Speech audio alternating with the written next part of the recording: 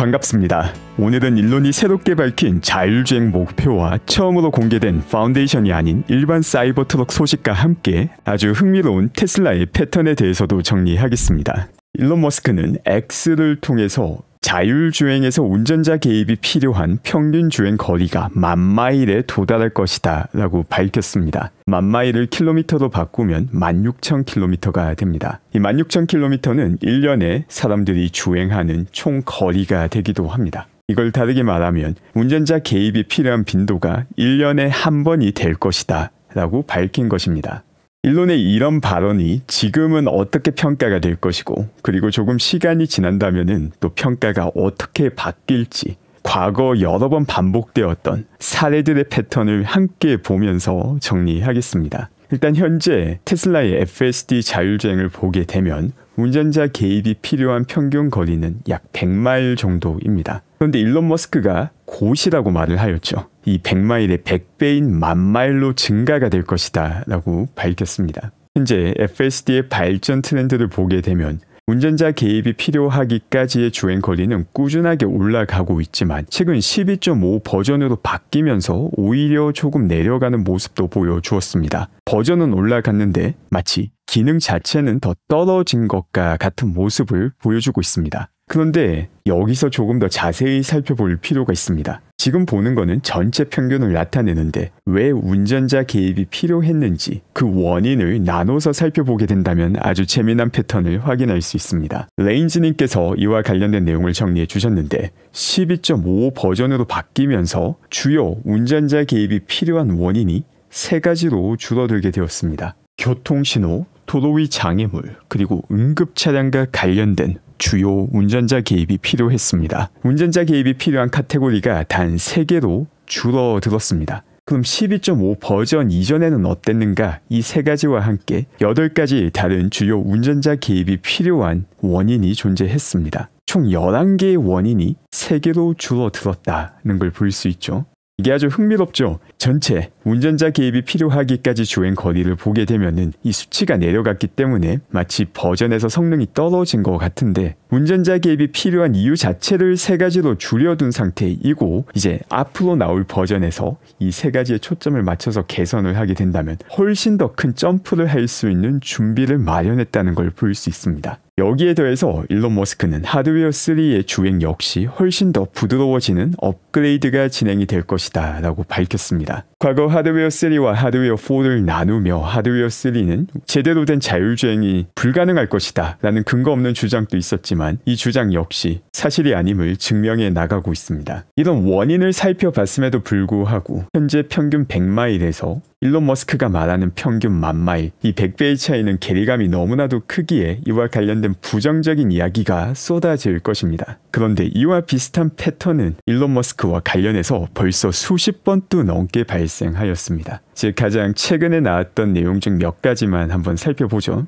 지금 보시는 기사는 로이터에서 지난 5월 15일 작성한 기사입니다. 일론 머스크가 슈퍼차저 부서에 대규모 해고를 진행하였고 이 때문에 슈퍼차저 확장은 힘들 것이다 라는 기사인데 무려 엄청난 신문사 혹은 찌라시인 이 로이터에서 3명의 천재 기자들이 작성하였기 때문에 많은 사람들이 이 기사를 보고 공포에 떨기도 하였습니다. 또 기사도 드럽게 길게 작성하였는데 또 주요 내용만 한번 살펴보죠. 뭐라고 말을 했었는지, 그리고 지금 현재는 어떻게 진행이 되었는지. 일론 머스크가 사실상 슈퍼차저 부서 전원을 해고하였습니다. 이와 관련해서 회의를 했는데 일론이 화를 내면서 담당자도 해고하고 500명 직원 전체를 해고하였습니다. 그러면서도 일론 머스크는 슈퍼차저의 확장은 계속될 것이다 라고 밝혔는데 이 천재 기자들이 보기에는 그렇지 않을 것 같습니다. 왜 그러냐면은 테슬라 측에서 주요 계약자들에게 새로 수주된 건설 프로젝트 착공을 중단하고 자재 구매를 중지해달라라는 말까지 했다고 기사에서 밝히고 있습니다. 또 동시에 많은 임원들이 회사를 떠나기도 하였고 또 직원들이 여러 부서에서 해고가 되었습니다. 슈퍼차저 확장에 문제가 생길 것이다 라면서 또 길게 주저리 적습니다. 또 이 슈퍼차저 사업과 관련해서 애널리스트들이 평가하기에는 이게 크게 수익성이 나는 비즈니스가 아니다 라고 평가한다는 그 뷰를 공유하기도 하였습니다. 다만 테슬라 같은 경우 이번 해고가 진행되기 이전까지는 수익성이 엄청 크지는 않지만 수익성을 보여주고 있었는데 그 이유가 테슬라의 원가 관리 능력 때문이었다. 그런데 이렇게 해고를 많이 해서 이제 문제가 더 커질 것이다 라는 이야기를 적었고, 많은 사람들이 이런 대형 찌라시에서 공포를 조장하는 기사가 나왔기에 또 공포에 떨었습니다. 현실은 어떨까?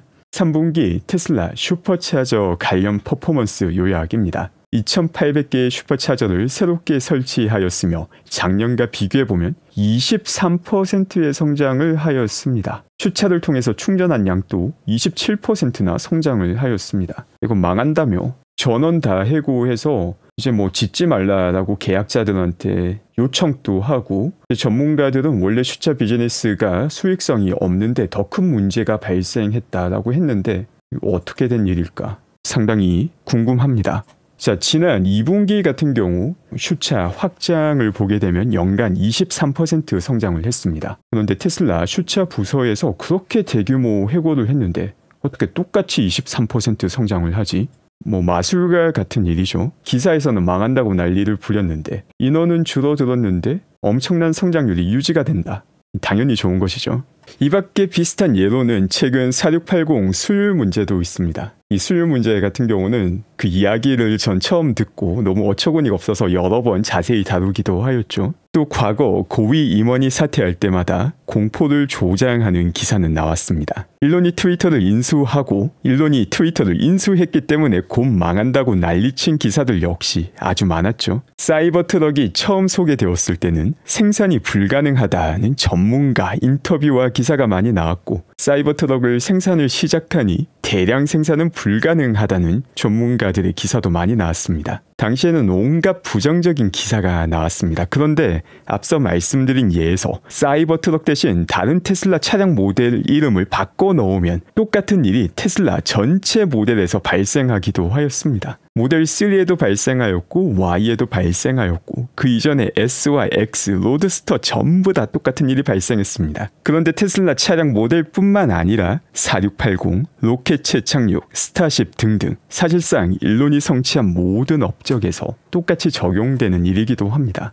이게 또 어디에 적용이 될까? 일론이 밝힌 곧 자율주행 개입이 필요하기까지 10,000마일이 필요하다에도 적용이 될 일이기도 합니다. 사고를 하는 사람이라면 패턴을 볼 수 있어야 됩니다. 로이터라는 이름을 가진 찌라시나 혹은 다른 이름을 가진 전문가들이 공포를 조장하는 주장을 한다면 그 주장의 근거를 스스로 확인하고 스스로 사고하여 판단을 내려야 되는데, 이 과정을 건너뛰고 공포에 빠지는 존재가 상상 이상으로 많다는 걸 항상 기억해야 됩니다. 또 이와 비슷한 내용을 유럽에서도 볼 수 있습니다. 독일에서 판매되는 전기차가 크게 내려가기도 하였죠. 이것 때문에 독일 시장에서 전기차가 판매가 되고 있지 않는다라는 기사를 많이 보셨을 겁니다. 특히 지난 8월 같은 경우 독일에서 전기차 채택률을 보게 되면 30%가 넘어갔었는데 1년이 지나고 보니까 지금 뭐 10% 중반으로 내려앉은 모습을 볼 수 있습니다. 자, 이것만 본다면은 진짜 독일에서 전기차 관련 문제가 많구나 라고 생각하고 넘어갈 수가 있습니다. 그런데 이 관련 배경까지 모두 다 확인하고 또 사고 과정을 추가해야 되죠. 도대체 무슨 일이 일어났을까? 전기차 구매를 할 때 주는 보조금을 9월부터는 개인에게만 적용하도록 법이 바뀌게 되었습니다. 이 보조금 적용 대상이 바뀌게 되었습니다. 8월까지는 상업적 사용 전기차, 기업들이 구매하는 전기차에도 보조금이 적용이 되었는데 9월부터는 개인에게만 적용이 되다 보니까 8월 달에 몰아서 전기차 구매가 기업에서부터 일어나게 되었습니다. 이 배경을 무시하고 단순하게 올해 8월과 작년 8월을 비교하며 이거 봐라, 독일에서 전기차 판매율이 이렇게 떨어졌다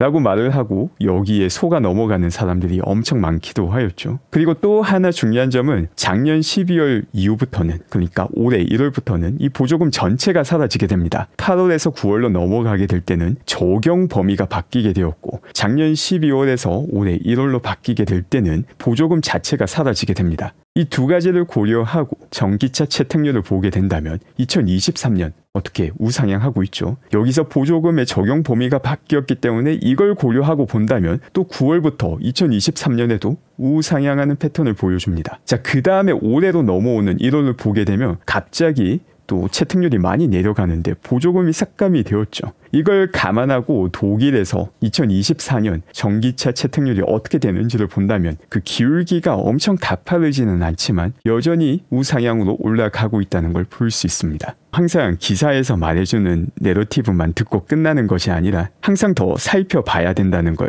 확인할 수 있는 또 다른 예이기도 합니다. 그 밖에 테슬라에서는 사이버트럭 신규 버전을 공개하였습니다. 지금까지 판매가 되고 있던 건 파운데이션 시리즈로 초기 한정판을 판매하였었는데 초기 예약자를 상대로 이제는 79,990불 버전과 트라이모터 10만 불 버전 또 추가로 공개를 하였습니다. 이 79,990불 버전 같은 경우는 이전 파운데이션 버전보다 가격이 2만 불 더 저렴하게 되죠. 이처럼 더 저렴한 버전의 사이버트럭을 판매하기 시작했다라는 것은 벌써 사이버트럭 생산량을 상당히 많이 올렸는데 4분기에 더욱더 높은 생산량을 성취할 수 있다는 자신감이자 이 2만 불 차이만큼의 원가 개선을 성취할 수 있다는 자신감이기도 합니다. 벌써 2분기에 1등을 성취하고 3분기에는 판매량이 거의 2배 가까이 오른 상태인데 여기서 훨씬 더 높은 생산량을 성취하며 상대적으로 더 저렴한 모델까지 출시하는 테슬라의 행보를 볼 수 있습니다.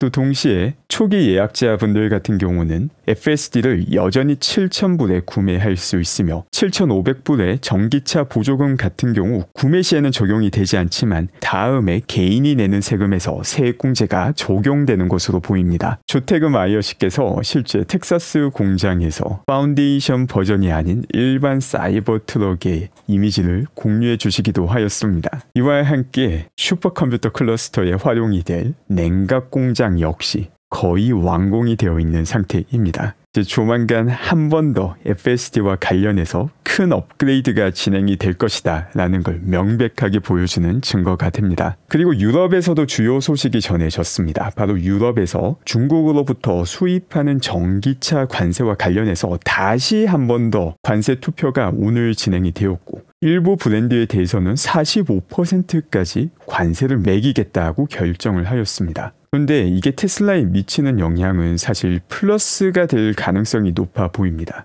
다른 브랜드와는 다르게 테슬라에 추가로 매겨지는 관세는 7.8%로 상대적으로 가장 낮다는 걸 볼 수 있습니다. 테슬라가 이처럼 가장 낮은 추가 관세가 매겨지게 된 배경에는 테슬라는 중국 기업과 합작을 하고 있지 않기 때문에 추가로 정부로부터 받는 보조금이 거의 없다시피 하기 때문에 추가 관세를 상대적으로 적게 받게 되었습니다. 이와 함께 유럽에서 판매가 되고 있는 중국 전기차 시장 점유율을 함께 볼 필요가 있는데 지금까지는 아주 가파르게 올라가고 있었죠. 그런데 이 예비 관세가 적용이 되고 난 다음부터 중국 전기차의 유럽 시장 점유율이 떨어지기 시작했습니다. 그런데 이번에 추가 관세를 보게 되면 테슬라가 다른 기업과 비교했을 때 상대적으로 가장 적기 때문에 중국 기업과의 경쟁을 보게 되면 상대적으로 테슬라가 더욱더 높은 경쟁력을 갖게 되었습니다. 유럽에서 테슬라와 다른 전기차 브랜드 사이에 경쟁력 차이가 더 크게 벌어질 수 있게 되었습니다. 그 밖에 일론 머스크는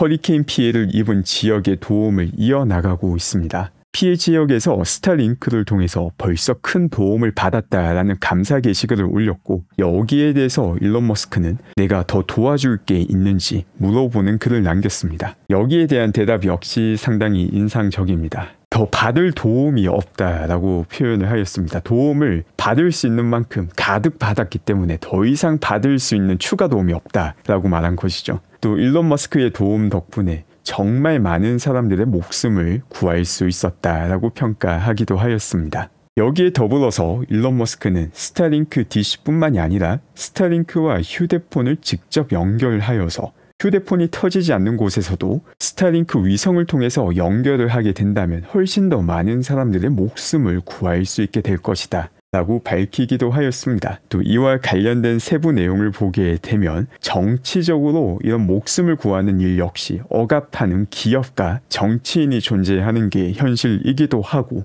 바로 이런 문제를 해결하기 위해서 일론 머스크는 정부의 효율성을 개선하는 기구를 만들어야 된다라고 강력하게 주장하고 있기도 합니다. 오늘 제가 준비한 내용은 여기까지이며 오늘 또 함께 해주신 분들 감사드리며 즐거운 주말 되시기 바랍니다.